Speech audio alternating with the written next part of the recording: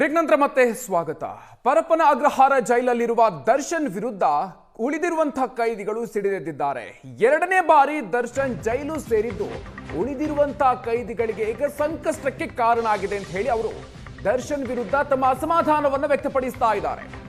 ದರ್ಶನ್ ಜೈಲಿಗೆ ಕಾಲಿಟ್ಟಿದ್ದೇ iron leg ಅಂತ ಹೇಳಿ ಲೇವಡಿ ಮಾಡ್ತಾ ಇದ್ದಾರೆ. ದರ್ಶನ್ಗೆ ಸವಲತ್ತು ಸಿಗ್ತಾ ಇಲ್ಲ, ಅದರ ಜೊತೆಗೆ ಉಳಿದ ಕೈದಿಗಳಿಗೂ ಕೂಡ ಈಗ ಇದರಿಂದಾಗಿ ಅಸಮಾಧಾನ ವ್ಯಕ್ತ ಆಗ್ತಾ ಇದೆ, ಗೋಳಾಡ್ತಾ ಇದ್ದಾರೆ ಕೈದಿಗಳು. ಹಲವು ಕೈದಿಗಳ ವಿಡಿಯೋ ಹೊರ ಬರ್ತಾ ಇದ್ದಂತೆ ಖಡಕ್ ರೂಲ್ಸ್ ಜೈಲಿನ ಒಳಗೆ ಜಾರಿಯಾಗಿದೆ.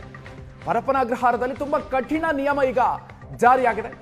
ದರ್ಶನ್ ಸೆಲ್ ಬಳಿ ಬಂದು ಐರನ್ ಲೆಗ್ ಅಂತ ಘೋಷಣೆ ಕೂಗ್ತಾ ಇದ್ದಾರಂತೆ ಉಳಿದ ಕೈದಿಗಳು.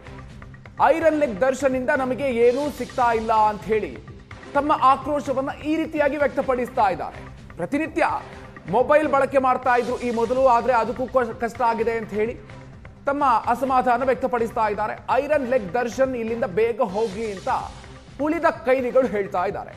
ದರ್ಶನ್ಗೆ ಸೌಲಭ್ಯ ಸಿಗ್ತಾ ಇಲ್ಲ ಅನ್ನೋ ಕಾರಣ ಎಂಬ ದ್ವೇಷಕ್ಕೆ ವಿಡಿಯೋ ವೈರಲ್ ಆಗಿತ್ತು. ವಿಡಿಯೋ ವೈರಲ್ ಆದ ನಂತರ ಎಲ್ಲದಕ್ಕೂ ಕೂಡ ಜೈಲಿನಲ್ಲಿ ಸಾಕಷ್ಟು ಕಟ್ಟುನಿಟ್ಟು ಮಾಡಲಾಗಿದೆ. ಹಾಗಾಗಿ ಉಳಿದ ಕೈದಿಗಳಿಗೂ ಕೂಡ ಈಗ ಸಂಕಷ್ಟ. ಈ ಕಾರಣದಿಂದಾಗಿ ದರ್ಶನ್ ಐರನ್ ಲೆಗ್ ಅಂತ ಹೇಳಿ ದರ್ಶನ್ ಇರುವಂತಹ ಸೆಲ್ನ ಬಳಿ ಬಂದು ಅಲ್ಲಿ ಜೋರಾಗಿ ಹೇಳಿ ಹೋಗ್ತಾ ಇದ್ದಾರೆ ಅನ್ನುವಂತಹ ಮಾಹಿತಿ ಬರ್ತಾ ಇದೆ.